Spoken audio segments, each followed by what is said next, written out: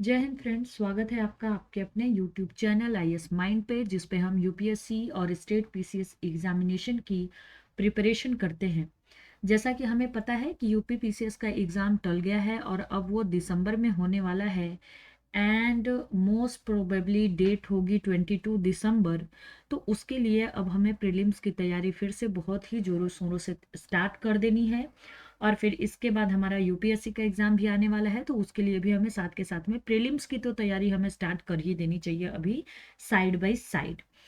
तो जो आज हम चैप्टर स्टार्ट करने वाले हैं वो हम मॉडर्न हिस्ट्री की मॉडर्न हिस्ट्री से स्टार्ट करेंगे। और मैंने अभी मॉडर्न हिस्ट्री की हिस्ट्री क्यों स्टार्ट कर रही हूँ मैं, इसके पीछे रीज़न ये है कि हिस्ट्री में भी, हिस्ट्री से हमें पता है कि स्टेट पीसीएस एग्जामिनेशन में टोटल 35 क्वेश्चन आते हैं। कम से कम 25 तो आते ही हैं, और अगर अच्छा किस्मत रहा तो 25 के बाद 30 भी, 35 इतने तक के क्वेश्चन आते रहते हैं। तो उसके लिए हमें और उसमें भी सबसे ज़्यादा पोर्शन जो आता है वो मॉडर्न हिस्ट्री का होता है। अगर हम 50-50 में भी डिवाइड करें तो अगर 30 क्वेश्चन का भी अगर हम एवरेज लगाते हैं तो 50 क्वेश्चन में art and culture, ancient history and medieval history तीनों आ जाते हैं, एंड 50 क्वेश्चन में सिर्फ मॉडर्न हिस्ट्री आती है। इसलिए हम पहले फोकस करेंगे अपने मॉडर्न हिस्ट्री पे, देन हम फोकस करेंगे, देन हम जाएंगे एंशियंट हिस्ट्री पे और आर्ट एंड कल्चर पे, फिर हम मिडिवल हिस्ट्री पे आएंगे। और हम ये मॉडर्न हिस्ट्री भी करेंगे ना, तो हम इसमें पूरा इंपॉर्टेंट टॉपिक जो होगा उसको पहले कवर करेंगे। और कुछ ऐसे टॉपिक होते हैं जिससे बहुत ज़्यादा क्वेश्चन पूछने के चांसेस नहीं होते हैं, तो उसको हम अभी फिलहाल स्किप करेंगे। और बाद में हमारे पास टाइम बचेगा, क्योंकि हमने थोड़ा अर्ली स्टार्ट कर दिया है, तो टाइम बचेगा तो उसको हम फटाफट 15-10 मिनट का वीडियो बना के मैं उसको फटाफट फिनिश करवा दूंगी, है ना। तो इसके लिए हम अभी मॉडर्न हिस्ट्री का क्वेश्चन स्टार्ट कर रहे हैं, और उसका मैं ये घटना चक्र स्टार्ट कर रही हूँ। घटना चक्र की सीरीज आ रही है और ये कंटिन्यू आएगी, और ये आपके प्रीलिम्स एग्जामिनेशन को क्वालिफाई करने के लिए बहुत बहुत इंपॉर्टेंट है। तो चलिए, बिना कोई बकवास और किए, बिना कोई और बात किए, हम अपनी क्लास को स्टार्ट कर लेते हैं, है ना। तो चलिए, आप अपना हेडफोन लगा सकते हैं अगर आपको कंफर्टेबल है तो, नहीं तो फिर आप स्पीकर पे कर दीजिए फ़ोन, और उसको अपना अच्छी अच्छी वॉल्यूम में करके, अच्छे साउंड में करके ये पूरे डिटेल्स को ध्यान से सुनिए। क्योंकि घटना चक्र का ये वाला जो मेथड है ना, वो बहुत अच्छा हो गया है कि इसने पहले डिटेल दे दी है, देन इसने 50 क्वेश्चन दे दिए हैं, 100 क्वेश्चन दे दिए हैं। जितने भी उस टॉपिक से, देखो जितना क्वेश्चन आएगा ना, हमें खुद ही पता चल जाएगा कि ये इंपॉर्टेंट टॉपिक है, इससे इतने सालों में इतने नंबर ऑफ क्वेश्चंस आए हैं। अभी ये जो टॉपिक है एडवेंट ऑफ यूरोपियन कंपनीज, इसमें टोटल 50 क्वेश्चन है, 45, 49, 50 ऐसे ही क्वेश्चन है। तो ये इतना भी इम्पोर्टेंट टॉपिक नहीं है, बट एक बेस के लिए, एक जो एकदम बिगनर है या जो रिवीजन भी कर रहा है, तो उसके बेस को कंप्लीट करने के लिए, उसके बेस को एक बार रिवाइंड करने के लिए ये वाला चैप्टर करना हमारे लिए बहुत ही ज़रूरी हो जाता है। और ये हमारा पहला चैप्टर ही है। और अगर आप लोगों को मेरे बोलने की स्पीड कम लग रही हो, वैसे तो कम है नहीं, मैं थोड़ा फास्ट ही बोलती हूँ, बट अगर आप लोगों को मेरी बोलने की स्पीड कम लग रही हो तो आप लोग इसको 2x समथिंग पे करके स्पीड तेज करके देख सकते हो हैं। वैसे मैं जल्दी जल्दी ही बोलती हूँ और अच्छा समझाने की कोशिश इसलिए करती हूँ कि आप लोगों का टाइम भी खराब ना हो, और कम टाइम में हम ज़्यादा चीज़ें पढ़ पाएँ। और रिविज़न करने का मेथड भी यही होता है कि हम चीज़ों को जल्दी जल्दी पढ़ें, क्योंकि फिर हम फर्स्ट टाइम तो पढ़ नहीं रहे ना, रिवीजन तो रिवीजन जैसा ही होता है। चलिए स्टार्ट करते हैं। तो हमारा मॉडर्न इंडियन हिस्ट्री का जो पहला टॉपिक है वो है एडवेंट ऑफ यूरोपियन कंपनीज। तो इसमें हम स्टार्ट करते हैं। जो इम्पोर्टेंट पॉइंट है उसको वो खुद ही हाईलाइट किए हुए हैं, और मैं उस पर थोड़ा जोर दे के भी आपको पढ़ाना चाहूंगी। So the first point is, Vasco da Gama led by Gujarati guide name Abdul Majid arrived at Calicut, a port on the situated on the Indian western coast on 20 मई 1498। तो सबसे पहली बात तो यही हो गई कि एक थे साहब जिनका नाम था वास्को डिगामा, वो भारत में आए थे एक गुजराती गाइड के हेल्प से, और उस गुजराती गाइड का नाम था अब्दुल माजिद। और सबसे पहले वो कहाँ पे आए, एक कालीकट के एक पोर्ट पे आए, जो कहाँ पे है, वो है इंडियन वेस्टर्न कोस्ट में। मोस्ट प्रोबेबली ये केरला में है, और उनका टाइम पीरियड था 20 मई 1498। ओके, तो ये पॉइंट आप लोग याद रखिएगा क्योंकि इससे ही रिलेटेड क्वेश्चन आने वाला है आगे। He had successfully discovered a new and all sea route to India from Europe। बिल्कुल जरूरी नहीं है बट आप जान सकते हैं। Zamorin the then ruler of the Calicut welcome Vasco da Gama. तो वास्को डिगामा का वेलकम किसने किया? जेमोरिन ने किया। और जेमोरिन कौन था? Zamorin is a king of is the ruler of Calicut। Calicut is situated nearby Kerala, okay, and Calicut is the port also. So, the arrival of Vasco da Gama in India started a new era of trade between Portuguese and India, है ना। यहाँ पे क्या point दिया हुआ है कि the arrival of Vasco da Gama in India started a new era of trade between Portuguese and India, है ना। तो इसका मतलब क्या है? इसके पहले भी हमारा ट्रेड होता था, हमारा ट्रेड एंशिएंट टाइम से हो रहा है और सारी कंट्रीज के साथ, और सी रूट से ही होता था। बट आफ्टर रेनेसा, आफ्टर जब अरब्स ने रेड सी के रूट पे जब कब्जा कर लिया, ये सारी पॉइंट हमारे जियोग्राफी के क्लासेस में क्लियर होंगी। तो उसके बाद से ये जो पुर्तगीज थे इन्होंने अपना ओन रूट ढूंढा इंडिया में आने के लिए without any interference of the other country. तो इसके लिए यहाँ पे ये पॉइंट किया गया है कि एक न्यू एरा का स्टार्ट हुआ, न्यू एरा के ट्रेड का स्टार्ट हुआ बिटवीन पुर्तगीज एंड इंडिया। इसका मतलब ऐसा बिल्कुल नहीं है कि इसके पहले हमारा ट्रेड नहीं होता था, हमारा पहले भी ट्रेड होता था और हम पहले भी बहुत बेनिफिट में, बहुत ही ज्यादा प्रॉफिट में ट्रेड करते थे। चलिए आगे देखते हैं। Vasco da Gama made 60 time more profit in the business of black paper which was to the lure other than merchant of the India, है ना। तो इसमें क्या है कि वास्को डिगामा हमने देखो, हमने अगर मॉडर्न इंडिया की ब्लैक स्वॉन पब्लिकेशन की बुक पढ़ी है तो हमें पता है कि, या कोई भी बुक पढ़ी है तो हमें पता है कि वास्को डिगामा जो था वो ब्लैक पेपर का उसने बिजनेस करा। ब्लैक पेपर यहाँ से ले गया और यूरोप में भेजा और 60 टाइम ज्यादा, मतलब जितना, अगर उसने 100 रुपया लगाया था, 100 रुपये का ब्लैक पेपर खरीदा, ब्लैक पेपर खरीदा था अगर 100 रुपीज का, तो उसको 60 टाइम बेनिफिट हुआ, है ना। उसको 60 टाइम बेनिफिट हुआ, इतना ज्यादा उसको फायदा हुआ, इसलिए तो सारे यूरोपियंस की नजर आ गई इस पे। हालांकि ये क्वेश्चन कहीं पे भी नहीं आएगा, हो सकता है कि कभी यूपीएससी में एक स्टेटमेंट दे दे कि कितने टाइम बेनिफिट हुआ, वैसे भी नहीं दे। इतना इंपॉर्टेंट ये पॉइंट है नहीं, बट हो सकता है कि अगर कभी कुछ टफ बनाना चाहे तो ये वाली लाइन भी दे सकता है। तो इसके लिए हमें अपने दिमाग में रखना चाहिए। और ये पॉइंट तो इंपॉर्टेंट है ही है कि वास्को डिगामा ने किस चीज का बिजनेस करा था, तो वो ब्लैक पेपर का बिजनेस किया था और उसको प्रॉफिट भी हुआ था, तभी वो दोबारा भी आता है और एक फैक्ट्री भी बनाता है, जो कि हम आगे देखेंगे। चलिए, in 1505 Francisco de Almeida arrived at India as first Portuguese governor and viceroy, है ना। तो ये देखो, हम रिवाइज कर रहे हैं तो हम बहुत डिटेल में नहीं जाएंगे। हालांकि जब हम क्लास की बुक कंप्लीट कर हालांकि जब हम बुक कंप्लीट करेंगे मॉडर्न हिस्ट्री की, मॉडर्न हिस्ट्री की, तो इसको मैं बहुत डिटेल में आप लोगों को पढ़ाऊंगी कि क्या था, क्या प्रोसेस था। अभी वास्को डी गामा कहाँ का था? पुर्तगीज का था। तो वो उसने आया, वो तो रैंडम आ गया इंडिविजुअल बिजनेस करने के लिए, तो वो उसने ब्लैक पेपर लेके गया और उसको इतना प्रॉफिट हुआ। तो पुर्तगीज के राजा के पास बात गई कि हाँ भाई, इसको इतना ज्यादा बिजनेस हो गया, इतना ज्यादा फायदा हो गया, तो अब हम ऐसा करते हैं कि वहां पे एक कंपनी सेटल करते हैं, वहां पे एक फैक्ट्री सेटल करते हैं और अपने एक मतलब ऑफिशियल एक आदमी को भेजते हैं जो वहां के रूलर से कम्युनिकेशन कर सके और हमारे लिए कुछ बेनिफिशियल डील बना सके। इसके लिए पुर्तगीज गवर्नमेंट ने एक्शन लिया और 1505 एरा में, अब आप लोग मुझे ये बताइएगा कमेंट करके, कमेंट बॉक्स में, अगर आप लोगों की इच्छा हो कमेंट करने की, तो अगर आप लोग सीरियस स्टूडेंट है तो, कि 1505 जो एरा है, 1505 जो ईयर है, उसमें मुगल पीरियड में कौन सा किंग था, दिल्ली में कौन सा किंग था। हालांकि मैं जहां तक जानती हूँ, जो स्टूडेंट होते हैं वो सीरियस ही होते हैं और ये सब छोटी मोटी चीजें उन्हें पता ही होती है। तो गेस तो आप लोगों ने कर ही लिया होगा, थोड़ा बहुत कंफ्यूजन होगा तो क्लियर करके उसको कमेंट करने की कोशिश जरूर करिएगा। और ये टाइम पे देखो साउथ में क्या चल रहा है, दिल्ली में तो एक अलग राज का चल ही रहा है, बट ये यूरोपियंस आ रहे हैं ना, वो कैसे आ रहे हैं, वो कैसे इंडिया में अपनी थोड़ी छोटी छोटी फैक्ट्रीज बसा रहे हैं, उसके बारे में हम जानेंगे। तो पुर्तगीज गवर्नमेंट ने जो पॉइंट लिया वो फ्रांसिस्को डी अल्मीडा को उन्होंने बनाया इंडिया का first Portuguese governor and viceroy. Very important point है, ये एग्जाम में कई बार आया है, तो इसको हम ध्यान में रखेंगे। इन the light of Portuguese trade interest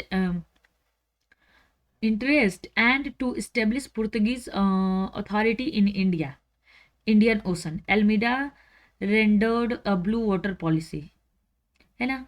तो देखो वही वही जो मैंने बताया ना, वही बात इसमें बताई गई है कि in the light of Portuguese trade interest and to establish Portuguese authority in Indian ocean, ये करना था।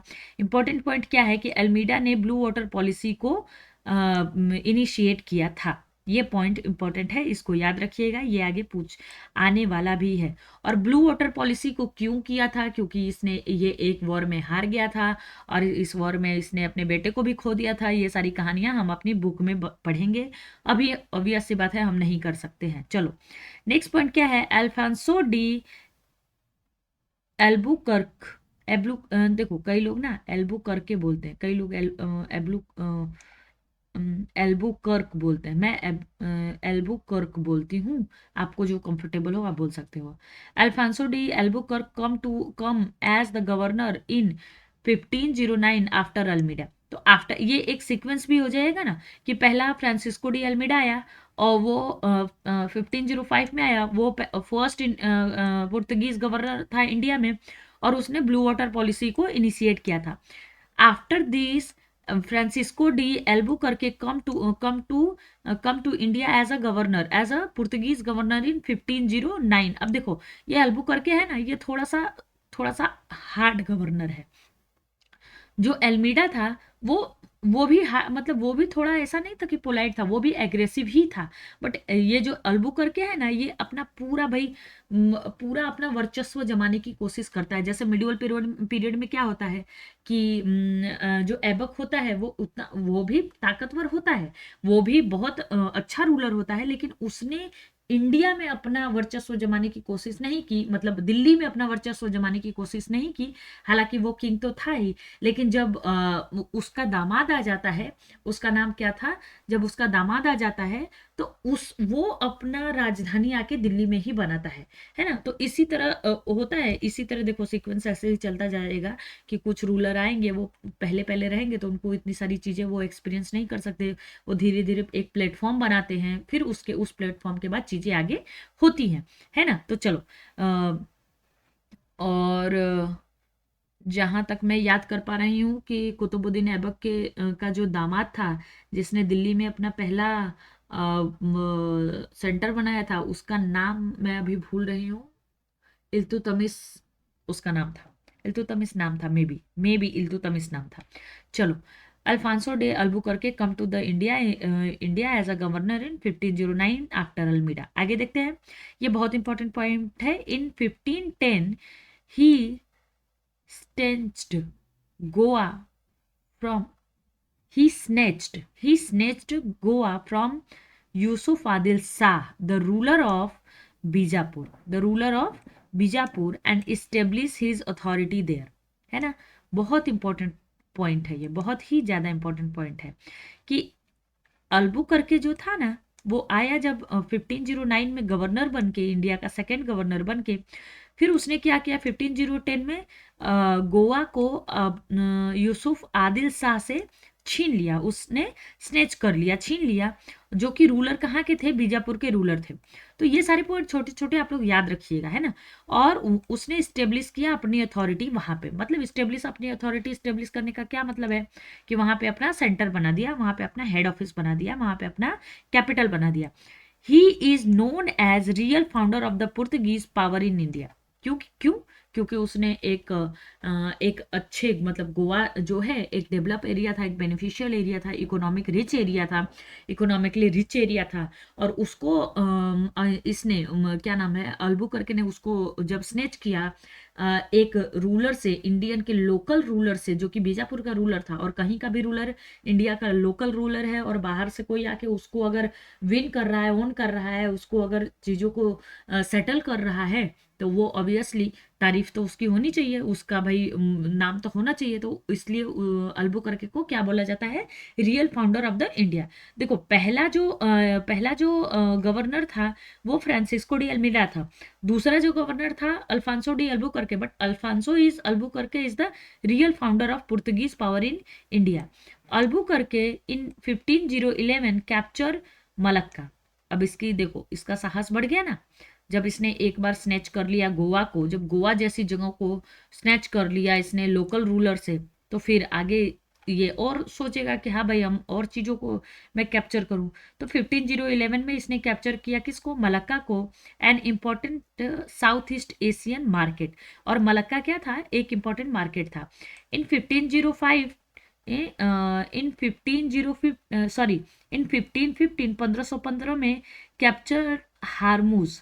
Hormuz situated at the mouth of Persian gulf. अब ये देखो कितना मतलब कितना रिच काम किया इसने, कितना अच्छा काम किया इसने कि 1515 में इसने Hormuz is the port, not that time but after some time वो हारमूज एक बहुत ही बेनिफिशियल पोर्ट बन गया, पोर्ट था। तो उसने उसको जो कि सिचुएटेड था पर्सियन गल्फ के माउथ पे, जहाँ से इनका ट्रेड हो सकता था और इनके मतलब इनके प्रॉफिट में चीज़ें हो सकती थी, इनके फेवर में चीज़ें हो सकती थी।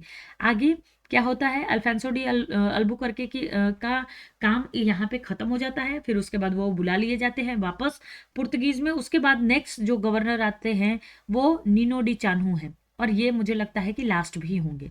नीनो डी चानू क्या करते हैं, assume the governor office after Albuquerque in 1529। Okay, and उसके बाद क्या है, sea route to India was discovered by Portuguese traveller Vasco da Gama, where Spanish traveller Columbus discovered the route of America. ये एक point कहाँ से इसमें रैंडम आ गया वो नहीं पता, बट आप लोग देख लीजिए, क्वेश्चन आता है इस पॉइंट से भी कि sea route to India was discovered by Portuguese traveller Vasco da Gama. तो कभी क्वेश्चन ऐसे आ सकता है जिस अभी क्या है ना कि जब बहुत सारी इंफॉर्मेशन होती है तो हौच पौच भी होता है। जब बहुत सारी इन्फॉर्मेशन हमारे पास होती है तो हौच पौच भी हमारे दिमाग में उतना ही ज़्यादा होता है। तो उस चीज़ को ध्यान में रखते हुए हम थोड़ी चीज़ों को क्लियर करते हुए चलेंगे, और जितना ज़्यादा रिवीजन करेंगे उतना ज़्यादा क्लियर होगा। तो वास्को डिगामा ने जो इंडिया का सी रूट था उसको डिस्कवर किया था वास्को डिगामा ने, जो कि एक पुर्तगीज ट्रेवेलर था। और स्पेनिश ट्रेवेलर जिसका नाम कोलंबस था उसने डिस्कवर किया था रूट ऑफ अमेरिका को। ओके, तो देखो स्पेनिश ये जो कोलंबस था वो कौन था, स्पेनिश ट्रेवेलर था, इसमें भी फंसा सकता है। और जो वास्को डिगामा था वो कौन था, पुर्तगीज ट्रेवेलर था। और इसने किसका बिजनेस किया था, ब्लैक पेपर का किया था। कब आया था, 1498 में आया था।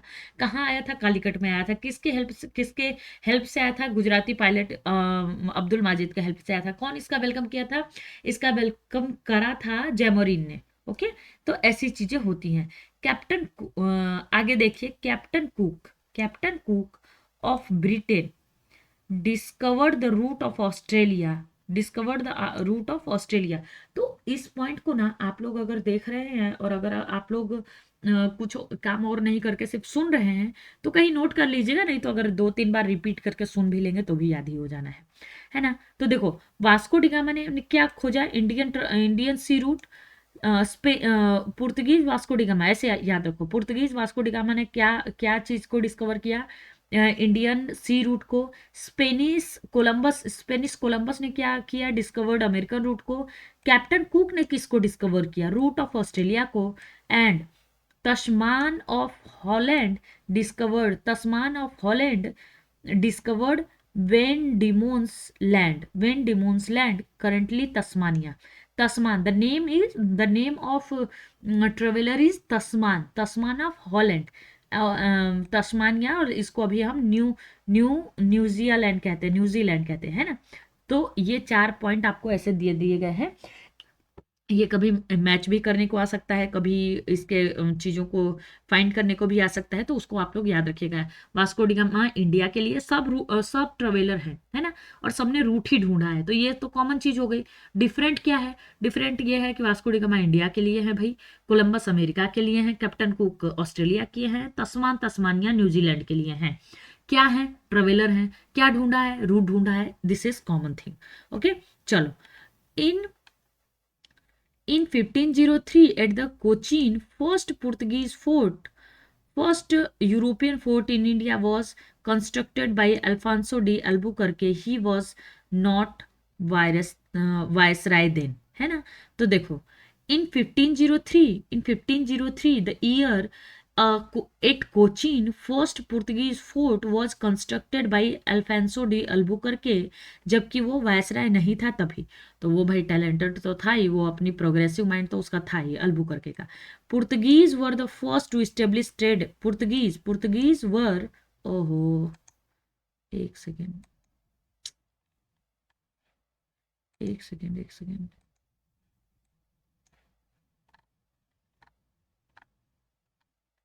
चलो स्टार्ट करते हैं। Portuguese were the first to establish trade relation with India during medieval time. ये भी याद रखना कि पुर्तगीज, वैसे तो हमें पता ही है पुर्तगीज क्या थे, पहले ऐसे ट्रेडर्स थे जिन्होंने इंडिया के साथ ट्रेड रिलेशन रखा during medieval period. This the sequence of arrival of European company to India is, sequence भी बहुत जरूरी है।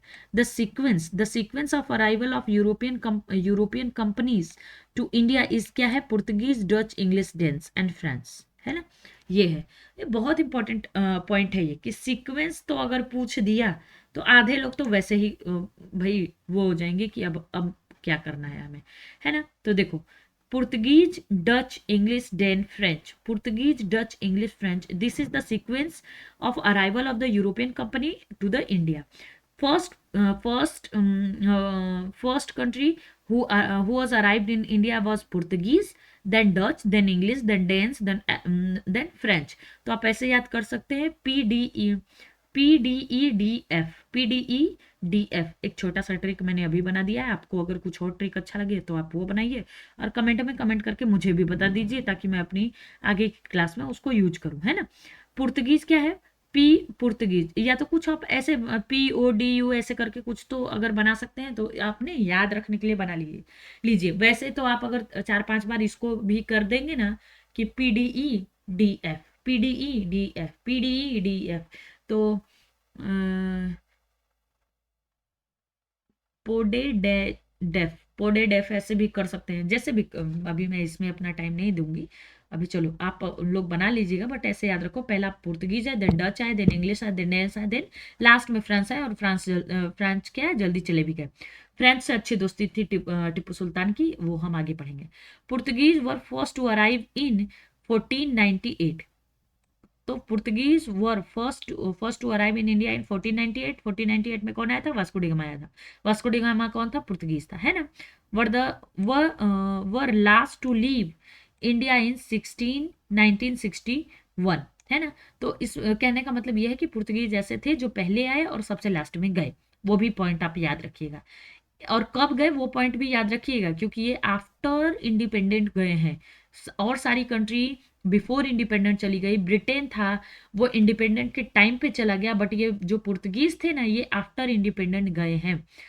इन 1961, Portuguese governor general of Goa was in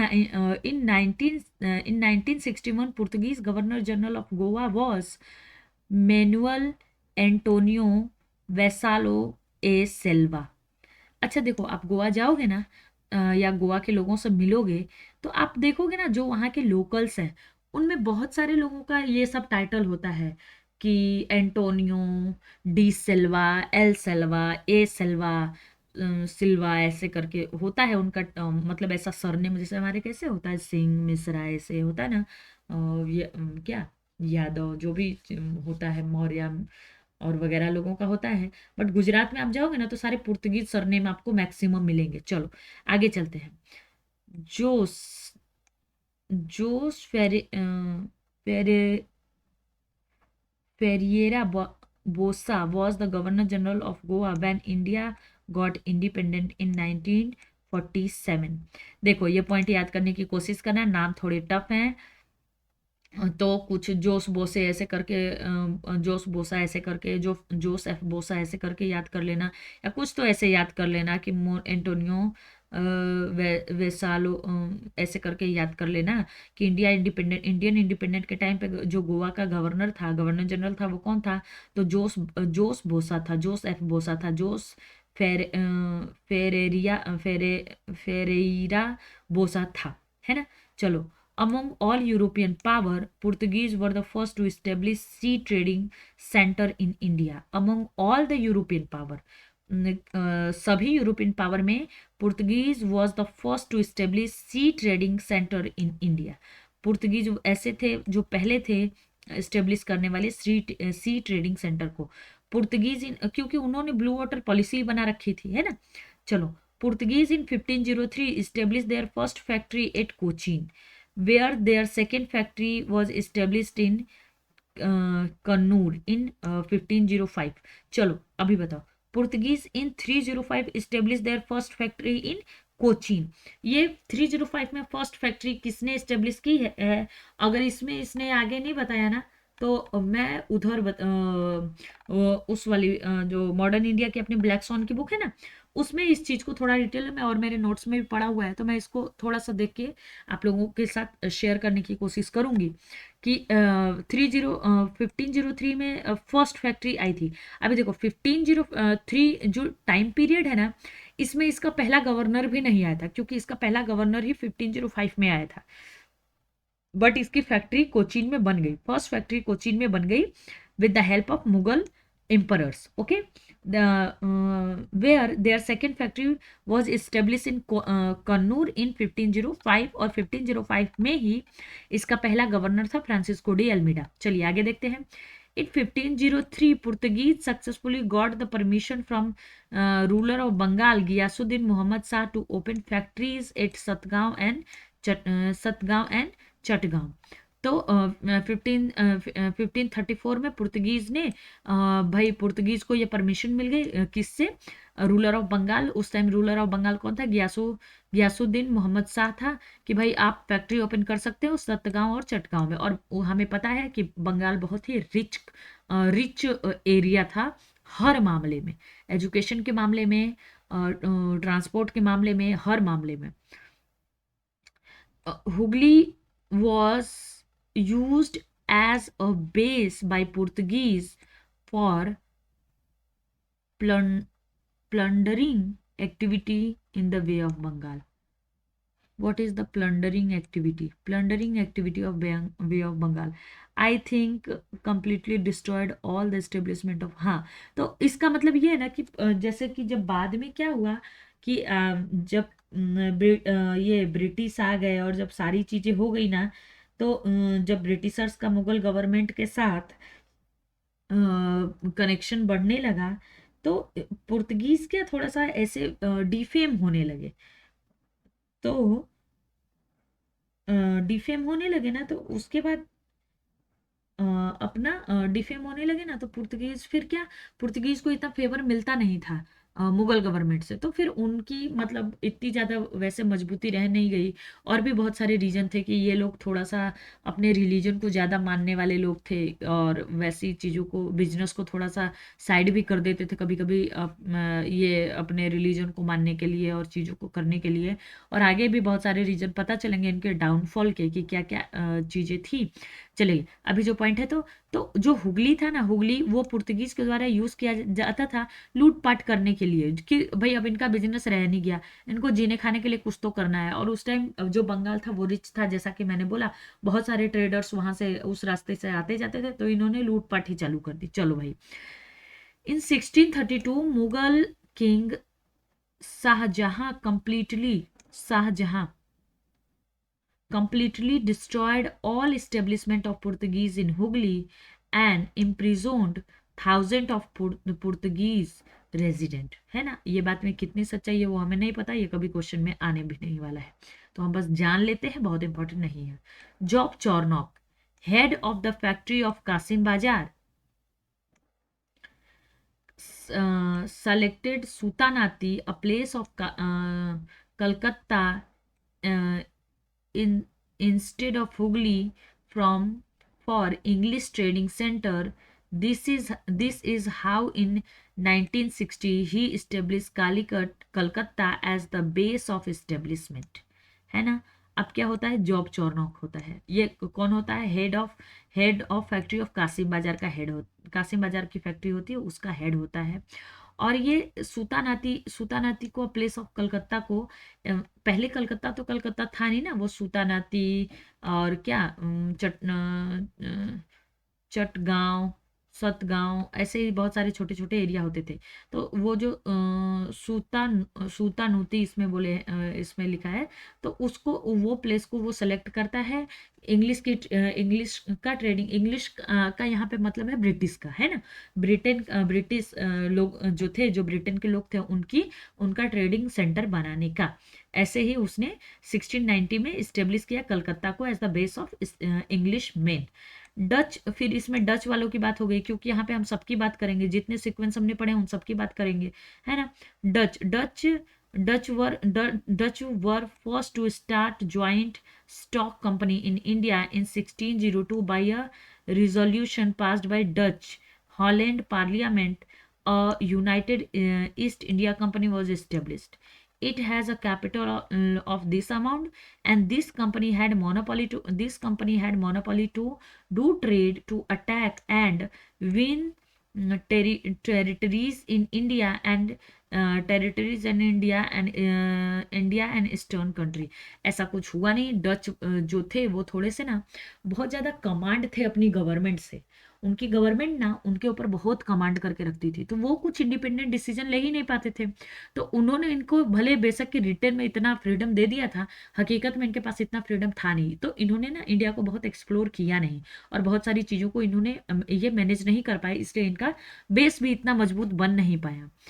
in eastern centre was situated its eastern center was situated in the Batavia, currently Jakarta. बताओ, Jakarta में था, वो India में था भी नहीं।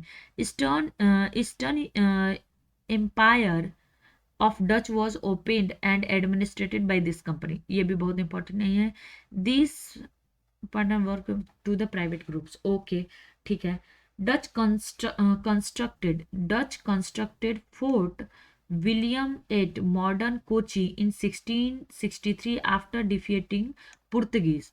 डच ने एक बार पुर्तगीज को डिफीट किया था, और उन्होंने फोर्ट विलियम को कंस्ट्रक्ट कराया था कोचीन में, और जो टाइम पीरियड था 1663 था। यही इंपॉर्टेंट पॉइंट है, और मुझे जहाँ तक याद है यही इनका एक सिंगल अचीवमेंट भी है ना।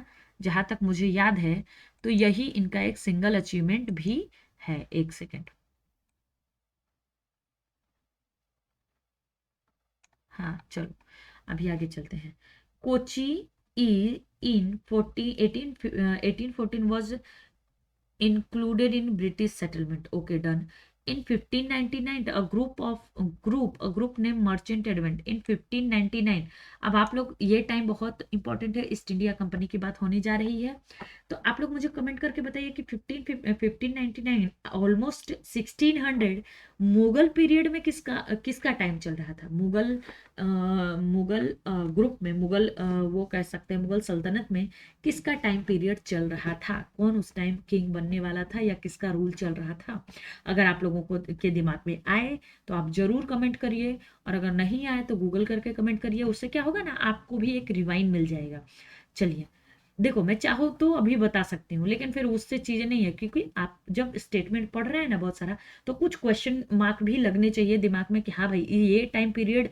देखो एक ही टाइम पीरियड में ना यहाँ पे कुछ और चीज़ें हो रही हैं, मतलब यहाँ पे इन द सेंस कि साउथ में कुछ और चीज़ें हो रही हैं, दिल्ली में नॉर्थ में कुछ और चीज़ें हो रही हैं सेम टाइम पीरियड में, है ना। ईस्ट में कुछ और चीज़ें हो रही हैं, और फिर मिडिल में कुछ और चीज़ें हो रही हैं, और फिर जब हम मॉडर्न इंडिया में जाते मतलब वर्ल्ड हिस्ट्री में जाते हैं तो वहाँ पे कुछ और चीज़ें हो रही होती हैं। तो अगर हम को रिलेट कर पाएँ चीज़ों को तो वो बहुत अच्छी बात होती है, वो फिर हमारे लिए बहुत ज़्यादा बेनिफिशियल हो जाता है मेंस की आंसर राइटिंग करने में। चलिए आगे देखते हैं।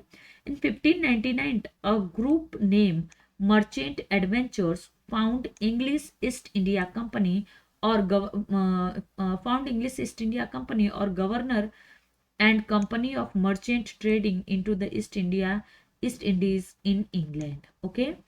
In 1519 a group नेम क्या था उस ग्रुप का, merchant adventures founded east India company.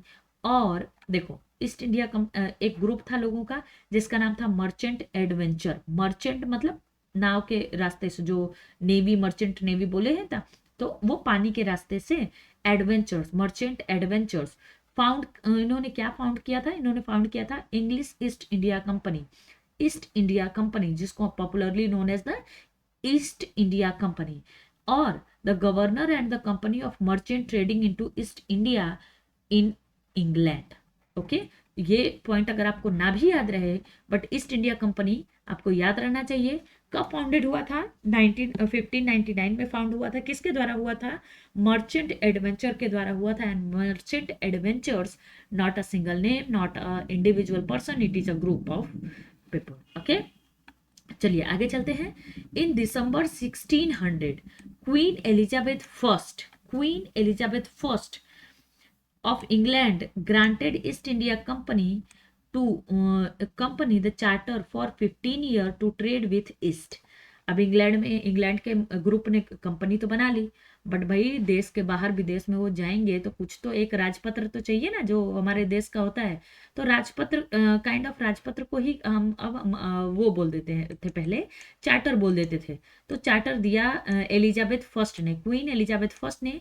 कितने साल का? 15 साल का, कि भाई आप ईस्ट के साथ ट्रेड कर सकते हो। अकबर, देखो जो मैंने क्वेश्चन किया वो यहाँ पे पॉइंट बात आ ही गई।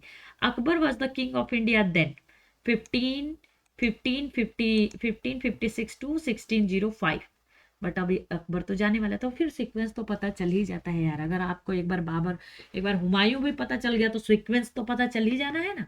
चलो, Levant company in 1593 got charter for land trade. देखो अभी ये जो ईस्ट इंडिया कंपनी था ना, ये मर्चेंट एडवेंचर्स के ग्रुप ने बनाया था। तो इनको ना लैंड ट्रेड के लिए चार्टर नहीं मिला हुआ था, इनको सी रूट से ही ट्रेड करने का चार्टर मिला था। बट ये 1593 में क्या होता है, 1593 में क्या होता है, लेवेंट लेवेंट कंपनी को 1593 में पाता है वो charter for land trade with India during the reign of Jahangir. In 1611, East India Company established their factory temporary during the देखो सारे पॉइंट आ ही जाए, आप क्या कमेंट करोगे यार। चलो, during the reign of Jahangir in 1611 East India company established their first temporary factory in Masulipatnam. In 1613 English established their first permanent factory in Surat. इसीलिए कहा जाता है कि ईस्ट इंडिया कंपनी की पहली फैक्ट्री कहाँ पे स्टेब्लिश हुई। तो आंसर में जैसा कि हमारा यूनिवर्सल आंसर है सूरत, सूरत, सूरत। बट टेम्परेरी फैक्ट्री अगर कभी पूछ दिया तो सूरत नहीं करना है, क्योंकि सूरत में उन्होंने जो स्टेब्लिश किया था वो परमानेंट फैक्ट्री थी, और जो फर्स्ट टेम्परेरी फैक्ट्री उन्होंने जो स्टेब्लिश किया था वो मसूलीपट्टनम में थी। ये डिफरेंस आप लोग याद रखिएगा, ऐसे एक दिमाग में रखिएगा कि ऐसा भी कुछ कॉन्सेप्ट हुआ था भाई, टेम्परेरी और उसका, टेम्परेरी और परमानेंट का। और टेम्परेरी हमेशा पहले होता है, परमानेंट हमेशा बाद में होता है। तो ये चीज को आप हमेशा याद रखिएगा। Dutch established their factory at Surat in 1616, followed by French in 1668। ये भी याद रखिएगा। थॉमस बेस्ट, ये थोड़ा सा पॉइंट कॉम्प्लिकेटेड है मतलब उनके लिए, हमारे लिए तो क्या ही है, हमें तो बस पढ़ना ही है। बट ये थोड़ा सा टाइम टफ था ब्रिटिशर्स के लिए। Thomas Best was the English officer who defeated Portuguese at the place named Sole। In 1661, King of Britain Charles II married Portuguese Prince Catherine and received Mumbai as the gift. ये वाला कहानी भी हमें पता है। देखो, थॉमस बेस्ट जो था ना, वो इंग्लिश ऑफिसर था और उसने पुर्तगीज को डिफिएट किया था। कहाँ पे? सोले के। कई बार बैटल ऑफ सोले भी लोग बोलते हैं, बट आप लोग याद रखिएगा सोले में। English officer Thomas best. यहाँ पे एक पानी वाली कहानी है कि पानी वाली कहानी है कि मतलब थॉमस बेस्ट आया अपनी नाव लेके, फिर इन्होंने उसको प्रोवोक करने के लिए चीजें कर ली। वो सारा कहानी हम पढ़ेंगे अपनी बुक में, अभी हम रिवाइज कर रहे हैं तो बहुत डिटेल में नहीं जाएंगे, क्योंकि देखो अगर मैं एक बार डिटेल में गई तो फिर मैं पूरी कहानियां बताना चालू कर दूंगी और उसमें हमारा टाइम बहुत ज्यादा लग जाएगा। अभी देखो मैं जल्दी जल्दी करने के चक्कर में भी अभी हमारा 30 to 40 मिनट हो ही जा रहा है ना। तो आज मैं सिर्फ कॉन्सेप्ट ही करवाऊंगी। इसके नेक्स्ट वीडियो में मैं क्वेश्चन आंसर इसका करवाऊंगी, क्योंकि फिर बड़ी वीडियो हो जाएगी ना, तो आपको भी देखने में अच्छा नहीं लगेगा और हमें भी देखने में अच्छा नहीं लगेगा, हमें भी बनाने में अच्छा नहीं लगेगा यार, अपने भी 100 काम होते हैं। चलो, इन 1661 king of Britain Charles second married. देखो 1661 में क्या हुआ था? King of Britain Charles second की शादी होती है पुर्तगीज प्रिंस कैथरीन से, और ये भाई साहब दहेज में रिसीव करते हैं मुंबई एज द गिफ्ट। तो दहेज प्रथा बस यही नहीं थी, वहां पे भी थी। ये थोड़ा सा दिमाग में रख लेना, ऐसा नहीं जो सब लोग कहते हैं ना दहेज प्रथा हमारे में थी, दहेज प्रथा भारत में थी। दहेज प्रथा भारत में थी तो वो कुरीति हो गई, और ये जो मुंबई पा रहे हैं अपने दहेज में, तो ये इनका इकोनॉमी बेनिफिट हो गया। तो वो चीज भी देखिएगा कि ये ब्रिटिशर्स कितने डबल फेसेस थे, है ना। चलो, खैर हम इसमें नहीं जाते हैं अभी, तो फिलहाल एग्जाम की तैयारी में लगते हैं। कभी डिस्कशन होगा तो कभी पॉडकास्ट वगैरह होगा इन फ्यूचर, अगर अच्छा व्यू अच्छा रिस्पॉन्स रहा तो फिर डिटेल में बातें होंगी। Which was leased to the East India, which was leased to the East India Company on pay of £10 annually. £10 annually. English Governor of Bombay John Child in 1688 surrounded Mughal port in Bombay and other Mughal port on the western coast and trade to imprison of Haji travelers going to Mecca to the as a result of which Aurangzeb expelled him from India.